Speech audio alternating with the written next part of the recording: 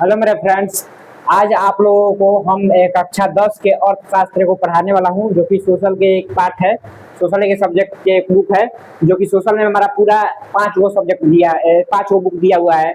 जो कि पहला हमारा इकोनॉमिक्स हो गया, फिर हिस्ट्री हो गया, फिर पॉलिटिक्स हो गया, फिर ज्योग्राफी हो गया, और फिर डिसास्टर हो गया। 5 वो टोटल मेरा बुक है। और पांचों बुक को मैं धीरे धीरे हम लोग कवर करते चलेंगे। अभी फिलहाल में हम लोग इकोनॉमिक्स पढ़ेंगे, यानी अर्थशास्त्र पढ़ेंगे, जो कि आप लोगों के क्लास के लिए और कक्षा 10 के लिए बहुत ज्यादा इंपॉर्टेंट है।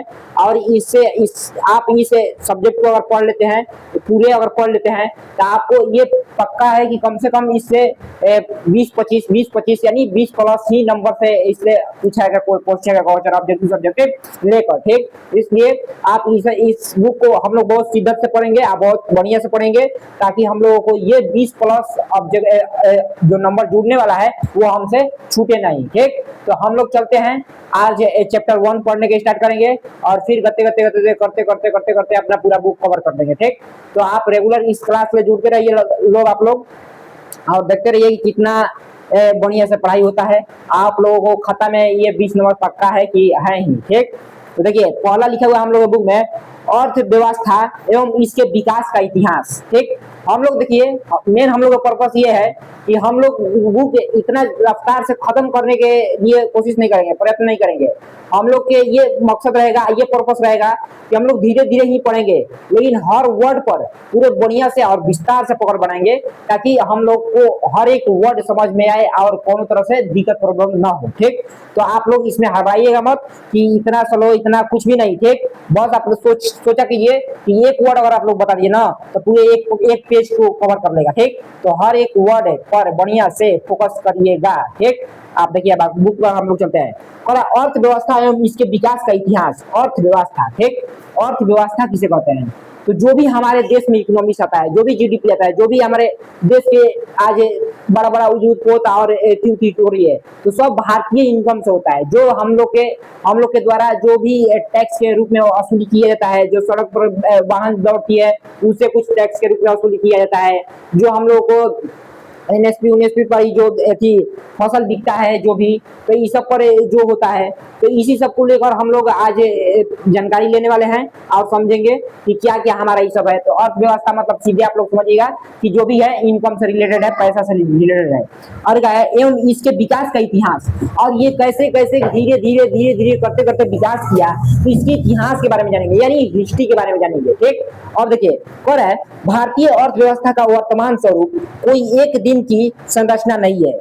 मतलब आप लोग सोचिएगा कि भारतीय अर्थव्यवस्था जो है एक दिन में, 2 दिन में, 3 दिन में, 4 दिन में, 1 महीना, 2 महीना में खड़ा हुआ है, तो ऐसा बात नहीं है। ठीक, इसको खड़ा होने में सदियों समय लग चुका है। और 1947 से हमारा देश आजाद हुआ, तब से हम लोग रेगुलर प्रोग्रेस करते जा रहे हैं इसके फील्ड में। और देखिए आज हम लोग अभी भी अमेरिका और चाइना से अभी भी पिछड़े हुए हैं, उसके अलावा कम ही है। वो जितना विकसित वो लोग हो गया है, डेवलप हो गया है, तो उसके पर्पज से लेकर चला जाए तो हम लोग कम ही है। तो इसलिए बता रहा है कि भारतीय अर्थव्यवस्था का वर्तमान स्वरूप कोई एक दिन की संरचना नहीं है, इसको सदियों समय लग गया है इसको विकसित करने में और डेवलप करने में। और है इसकी मूल सूत्र की जड़ें काफी गहरी है। 15 अगस्त 1947 को मिली आजादी से पहले लगभग 200 वर्षों तक भारत अंग्रेजी शासन का गुलाम था। इससे पहले ही हम आप लोगों को बता चुके हैं कि 1947 में हम लोग को आजादी हुआ, और उस समय उससे पहले हम लोग अंग्रेजों के द्वारा गुलाम थे। और जब से उन लोग के चंगुल से हम लोग आजाद हुए और स्वतंत्र हुए, तो वो लोग भी देखकर बहुत चौकाचौंध हो गया है कि आखिर भारतीय इतना रफ्तार से, उतना तेजी से क्यों कैसे विकास कर दिए। तो वो ये नहीं समझ पाए कि ये किस भूमि पर आए थे, भारत की भूमि पर आए थे, जो कि धरती को हम लोग माँ समझते हैं। और इस माँ के बदौलत और इसके साथ देने के कारण हम लोग आज इतना डेवलप इतना कम समय में इतना ज्यादा डेवलप हो गए। आज देखिए आगे, तो इन लोग को भी बहुत बड़ा शौक मिल चुका है, और आज हम लोग इस पोजीशन पर खड़ा हो चुके हैं कि उस देश को हम लोग टक्कर देने के योग्य हो चुके हैं। ठीक, आगे देखिए, पर उस समय भारत को सोने की चिड़िया कहा जाता था, लेकिन अंग्रेजी शासन ने सोने की इस चिड़िया का भरपूर शोषण किया तथा जम कर लूटा, जिसके कारण भारत में आर्थिक विकास की गति मंद या नगण्य हो गई। तो आप लोग जानते होंगे कि अभी भी आप लोगों को सुनने को मिलता होगा, जहां भी जाते हैं, जिस भी कोचिंग संस्था में जाते हैं, जिस भी इंस्टीट्यूट में जाते हैं, अगर कंपटीशन की तैयारी भी करने जहां भी लोग जाते हैं, आप लोग बड़े भाई से, अपने मम्मी से, पापा से, और जो भी एजुकेटेड घर में अगर होंगे उनसे भी आप लोग सुने होंगे कि भारत एक सोने की चिड़िया था, भारत एक सोने की चिड़िया था। अरे भाई, सोने की चिड़िया था, सचमुच में सोने की चिड़िया नहीं जो पंछी उड़ती है, बस इसमें इतना ज्यादा मात्रा में सोना था, इतना ज्यादा सोना था कि हम लोग को उड़ान भरने के लिए और बहुत तेजी से, रफ्तार से आगे बढ़ने के लिए पर्याप्त था। इसलिए इसे सोने की चिड़िया कहा जाता था। आज आप लोगों के पास अच्छा इनकम, अच्छा आ जाए, स्रोत अच्छा इनकम का आ जाए, तो आप लोग भी ग्रोथ कर दीजिएगा, जो भी फील्ड में चाहे अच्छा से पैसा अपना इन्वेस्ट करके और ग्रोथ कर दिएगा। लेकिन जिसके पास, सोचिए कि जिसके पास पैसा ही ना हो तो वो कैसे ग्रोथ करेगा? आप थोड़ा सा विचार करके देखिए। तो वही भारत के पास इतना ज्यादा सोना था, इतना पर्याप्त मात्रा में था, मतलब इतना प्राकृतिक रिसोर्स भी इतना था कि इसको उड़ान भरने के लिए और बहुत तेजी से उड़ान भरने के लिए पर्याप्त था उतना। इसलिए इसे सोने का चिड़िया कहा जाता था। इसका मतलब ये नहीं कि भारत सचमुच में सोने का चिड़िया था, ऐसा नहीं है। बस इसके पास इकोनॉमी बहुत बढ़िया था, प्राकृतिक संसाधन, नेचुरल रिसोर्स बढ़िया था, इसीलिए इसे ऐसा कहा जाता था। और सोना भी बहुत पर्याप्त मात्रा में था। आगे देखिए, अगर है कि और इसी के कारण भारत को शोषण हुआ पूरा। इसी के कारण हर हर विदेशी लोग इस पर आक्रमण किए, अत्याचार किए, इस पर यहाँ गुलाम बनाने के प्रयत्न किए। लेकिन आखिरकार यहाँ पर ब्रिटिश सरकार, जो कि बहुत सालों तक यहाँ पर आधिपत्य अपना जमाए रखा, और अभी तक, मतलब अभी हम लोग उससे आजाद हुए हैं। लेकिन बहुत 2-3 साल तक, 200-300 साल तक हम लोग पर आजादी किया वो लोग। तो सोचिए कि जब इतने सालों तक किसी देश पर किसी देश कोई किसी के गुलाम हो, तो उसको क्यों नहीं शोषण होगा? उस पर क्या कोई सोचेगा? उसको तो यहाँ पर आना नहीं था, बसना नहीं था, तो इसको सोच रहा था कि जितना सोचे बखोड़ कर, लूट कर और भपोस कर और लेकर चले जाए। तो यही हुआ, आखिरकार यही हुआ। ठीक, इसके कारण आज हम लोग पिछड़े हुए हैं। लेकिन अब पिछड़े नहीं हुए, पिछड़े थे, अब पिछड़े हुए नहीं है। आज ऐसा हम लोग के ताकत, पावर हम लोग के पास आ गया कि आज उस सब के टक्कर दे सकते हैं हम लोग, उस लायक हम लोग हो चुके हैं। ठीक, आगे देखिए, हम लोग चलते हैं। खबर है कि आजादी के समय भारतीय अर्थव्यवस्था का सामाजिक, आर्थिक, राजनीतिक, सांस्कृतिक पुनरुत्थान पर दुनिया की एक अग्रणीय अर्थव्यवस्था के रूप में प्रस्तुत करना हमारे नीति निर्धारकों के समक्ष चुनौती थी। आखिर देखिए, कोई भी सोचता है कि हम पिछड़े हुए हैं, लेकिन एक दिन हम जरूर ग्रोथ करेंगे। आप भी जहां होंगे, जिस स्टेज पर होंगे, जैसे भी होंगे, जिस परिस्थिति स्थिति में होंगे, तो आप भी सोचते होंगे कि भाई हम एक दिन ना एक दिन बढ़िया करें, जरूर करेंगे, मेहनत की बदौलत करें या कुछ और जैसे भी करें, लेकिन ग्रोथ करेंगे जरूर। आपको भी यही पर्पस होगा। तो हम लोग भी वही सोचते हैं, सभी लोग वही सोचते हैं। तो उसी प्रकार से यहाँ पर भारतीय जो लीडर थे, जब अंग्रेजी हुकूमत खत्म हुआ, यहाँ का अंग्रेजी शासन खत्म हुआ, तो यहाँ के जो लोग थे, वो यहाँ जो लीडर थे, लीडर सभी लोग के तो विचार यही था कि भारत जल्दी ग्रोथ करे, क्योंकि यहाँ सबका ये भारत देश है, सबके लिए है, हमारे लिए भी, आपके लिए भी, सबके लिए। तो यहाँ पर जो सोचे समझने वाला और अधिक सोचने समझने वाला व्यक्ति थे, तो वो जो स्वतंत्रता सेनानी थे, जो राष्ट्र के लिए हित का काम किया करते थे, तो वो लीडर के रूप में उभरे। और उनका ये मकसद था कि आखिर ब्रिटिश सरकार पे यहाँ से चले गए और इसको बुरी तरह से, बुरी स्थिति में छोड़कर चले गए। आखिर इसको स्टैंड करना है, इसको खड़ा करना है, इसको अपने पैर पर, तो आखिर इसको कैसे करें? तो ये थोड़ा चिंतन का विषय पड़ गया था। लेकिन इस पर काबू पा लिया गया, इसको समझकर, सोचकर काबू पा लिया गया। लेकिन थोड़ा सा समस्या क्रिएट हो गया था। आगे देखिए, यहाँ पर है कि इस अध्याय में अर्थव्यवस्था का परिचय, अर्थव्यवस्था का विकास है। विकास की माप एवं विभिन्न सूचकांक, बिहार के विकास की स्थिति, देश के आर्थिक विकास में बिहार के आर्थिक विकास की भूमिका, मूलभूत आवश्यकताओं एवं विकास का संबंध आदि बातों पर प्रकाश डाला गया है। अब ये इसका मकसद ये था कि जब मान लीजिए कि हम सभी स्वतंत्र हुए, तो इसको डेवलप करना है, विकास करना है। आखिर इसमें इसे अनेकों प्रकार के राज्यों में बांटा गया है। कम से कम 28 या 29, यही 28-29 राज्य स्टेट है इसमें, भारत में। तो हर राज्य को प्रॉब्लम हो गया कि हर राज्य का आखिर ग्रोथ कैसे किया जाए, हर राज्य को आगे कैसे बढ़ाया जाए, क्योंकि कहीं संसाधन रिसोर्स ज्यादा है तो कहीं कम है, तो ये सब लेकर समस्या हो गया। और इसी समस्या के लेकर थोड़ा सा हमारे जो स्वतंत्रता सेनानी थे, लीडर थे जो, उनको थोड़ा सा समस्या का सामना करना पड़ा। और करते करते इस सब का हल निकलता ही गया, जो कि इसमें बहुत सारे लीडर थे, जो कि आगे आप लोगों को जानने के लिए मिलेगा, और जितना इसमें अभी लिखा हुआ है उतना बता दिया आप लोगों को। और देखिए कह रहा है कि अर्थव्यवस्था का परिचय, अब इससे हम लोग परिचित होंगे।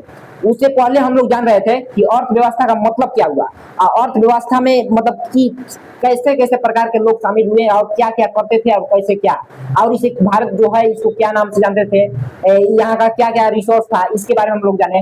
अब इससे परिचित होंगे, मतलब आखिर अब अर्थ इससे परिचित हुए कि आखिर भारत में किस प्रकार के किस प्रकार इसको ग्रोथ किया जाए, किस प्रकार से प्रगति कराया जाए, कैसे आखिर शासन उन लोग किया तो आखिर कैसे किया, हमारे भारतीय इकोनॉमिक्स बढ़ा तो कैसे बढ़ा, इसमें क्या क्या प्रॉब्लम समस्या आई, इस सभी के बारे में हम जानने की कोशिश करेंगे। इसमें जरा अर्थव्यवस्था का परिचय ठीक कर है। हम लोग के मकसद यही रहेगा, इसे भी पहले बता चुके हैं कि एक एक वर्ड पढ़ेंगे, लेकिन इतना बारीकी से और इतना बढ़िया से पढ़ेंगे ना कि जब आप लोग एग्जाम हॉल में बैठे ना तो आप लोगों को क्वेश्चन रटने का मौका ना मिले ठीक। हम देखिए आप लोग को अभी भी बता देते हैं, और जितना भी बुक पढ़ाएंगे, जैसे भी पढ़ाएंगे, जितना भी पढ़ाएंगे, तो हम आप लोगों को नहीं प्रश्न उत्तर कराएंगे, बीच बीच में आप लोगों को ऑब्जेक्टिव करा देंगे, थोड़ा जज करने की कोशिश करेंगे कि आप लोग क्या ऐसी करने हैं, क्या कर रहे हैं, कैसे कर रहे हैं, आप लोग भी अपने आप को समझ जाइएगा, और ले जाकर ऑब्जेक्टिव मारिएगा, सब्जेक्टिव मारिएगा, तो किस प्रकार से समाधान कीजिएगा उसका, उस प्रश्न का और क्वेश्चन का, अब आप पर डिपेंड करता है। लेकिन अगर आप लोग बढ़िया से सुन लीजिएगा, समझ लीजिएगा ना, तो इसमें थोड़ा सा भी समस्या नहीं होगा। बस आप लोगों को बस एक ही काम है कि बढ़िया से इसे समझा कीजिए, सोचा समझा कीजिए, पढ़िए बस, क्योंकि हम क्वेश्चन आंसर नहीं लिखवाने हैं, प्रश्न उत्तर नहीं लिखवाने वाले हैं। आप लोग गाइड लीजिए, जिस प्रकाशन की गाइड लेना है, जैसे भी लेना है आप लोग गाइड लीजिए, उसको रिमेंबर कीजिए, और गाइड के अलावा अपने से थोड़ा सा प्रयत्न कीजिए, आंख मूंद कर पहले से थोड़ा सा क्वेश्चन पढ़ के और उसका उत्तर देने का रिप्लाई उसका जवाब देने का कोशिश कीजिए, और देखिए मिलाइए कि उससे मिलता जुलता है कि नहीं मेरा आंसर, और सेम मिलेगा एकदम, थोड़ा सा हल्का फुल्का इधर उधर आएगा तो आएगा, नहीं तो सेम मिलेगा, ऑब्जेक्टिव तो कहना ही नहीं है। और देखिए अर्थव्यवस्था का परिचय के बारे में जानेंगे। अंग्रेजी शासन ने भारतीय अर्थव्यवस्था को अपना एक उपनिवेश है, जिसको उपनिवेश को कॉलोनी बोलते हैं, कॉलोनी बनाकर रखा था।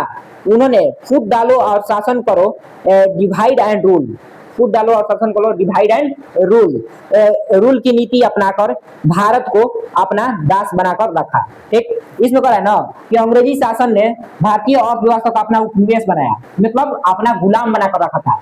ये हमारे उपनिवेश है, ये हमारे गुलाम है, जब भी हमारे पर समस्या आएगा, जब भी दिक्कत प्रॉब्लम आएगा, तब बस हम इनसे मदद लेंगे और ये हमारे मदद करेंगे, बस यही उनका मेन पर्पस था। जिस प्रकार से हम लोग अपने घर पर काम करवाने के लिए जिस प्रकार से वर्कर को रखते थे तो उसी प्रकार से पूरे देश को वर्कर के रूप में ब्रिटिश सरकार अपने पास रखा था कि पूरे देश हमारे लिए काम करेंगे, और जो नहीं करेंगे तो उनको प्रताड़ित किया जाता था, शोषण किया जाता था, जो कि अब ऐसा नहीं है। ये मत समझिए कि अभी भी वैसा है।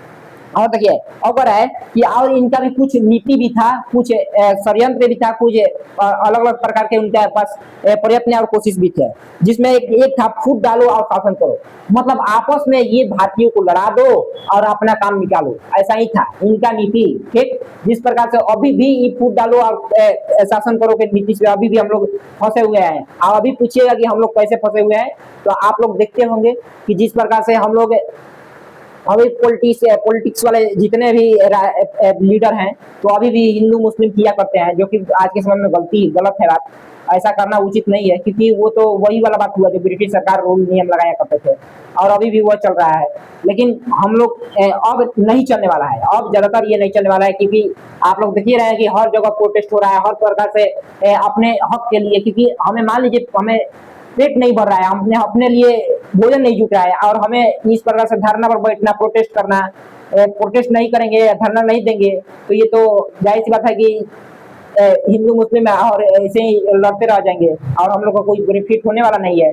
इस प्रकार से देखिए अब आगे देखिए अगर है कि ब्रिटिश शासन के पूर्व भारतीय अर्थव्यवस्था कृषि प्रधान होने के बावजूद उद्योग, व्यापार, यातायात, आधारभूत संरचना में अन्य कई महत्वपूर्ण देशों की तुलना में अच्छी स्थिति में थी, लेकिन शोषण एवं दमनकारी नीतियों के कारण भारत की स्थिति जर्जर हो गई।